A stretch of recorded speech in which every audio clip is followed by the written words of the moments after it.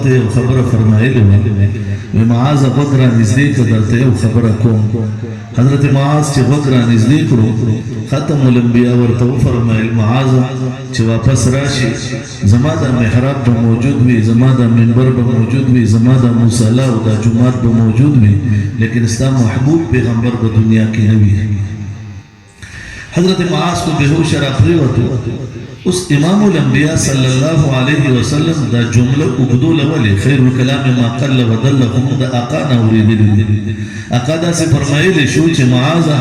چه تو واپس راشی نزب دنیا کی نیما، لیکن امام الانبیاء ورد فرمائی چه تو واپس راشی دا محراب بنوی، دا منبر بنوی، دا مصلی بنوی، دا جماعت بنوی، خستا محبوب بنوی. دیکھ راز دیو خبری اشاره وا چې تر قیامت پورې کچری امت مسلمه وي چې د آقا پلارت لل غواړم نو دې برجو کې دی منبر ته، دې برجو کې دی محراب ته، دې برجو کې دی مصلی او دی جمعات ته. کچری د رجوع دی مصلی او دی جمعات ته لکه د حضرت علی المرتضی رضی الله عنه داغه د ایمان دروړو په واقعه کې چې کله هغه قتل چې ختم الانبیاء او حضرت خدیجه چونکې د تر زوی دی رنبے وقت دے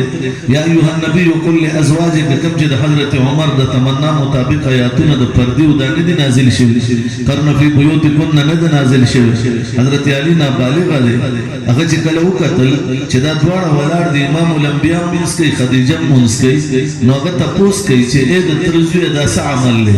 امام الانبیاء ورطوی دا آغا عمل دی علی کچر دا تا قبول کرنو پدے اللہ جنت مرکے و اللہ پدے باندے رفع ورکے. حضرت علی المرتضی ورتوی زد پلار نه تپوس کوم نو بیا به دا خبره قبول کوم. ختم الانبیاء ورتوی دی وخت پلار نه د کائنات یو انسان ته ودا نه وای. حضرت علی لاړو سملاستو چې سحر سترګې وغړولې نو بل کار نه کړو مې را منډواله دا چې یا رسول الله ما ته هغه عمل خو پکم چې اخرت هم خستکیږي دنیا هم خستکیږي. امام الانبیاء ورتوی اشهد ان لا اله الا الله واشهد ان محمدا عبده ورسوله. دین اسلام کے داخل شاہ دین احکام دین احکام دا پا زندگی کے راولا نو دنیا آخرت بستا کامیاب ہوئی.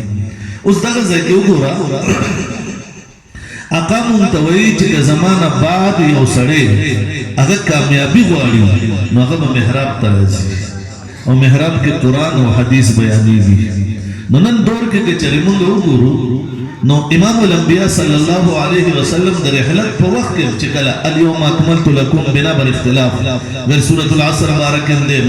طول محدثین مفسرین ناس دی بل زیکن دے لیکن یو خبر ادا کردی دا بعض مفسرین رائے دادا چی اليوم اکملت لکم دینکم و اتممت علیکم نعمتی و رضیت لکم الاسلام دینا. دا آخری آیت دے حجت الوداع پا موقعو خاتم الانبیاء دا غوخو فرمائل چی ایزم امتیانو یا ایزم صحابو ززم خوزتاسو تا دو سیزونا پریکدم یو در تا قرآن پریکدم یو در تخبر سنت پریکدم. مونتے یو قرآن پریکدے یو ایرات حدیث پریکدے. اس نن دور کے ملحدین براشی پتاب اعتراض کئی یونیورسٹی کے ڈکی دی کالجز کے ڈکی دی سکولونوں کی موجود دی بازارونوں کی موجود دی اگر اعتراض کئی فضاد نبانی تعالیٰ باندے اور طول دنیا کے فوڈیر زیاد شو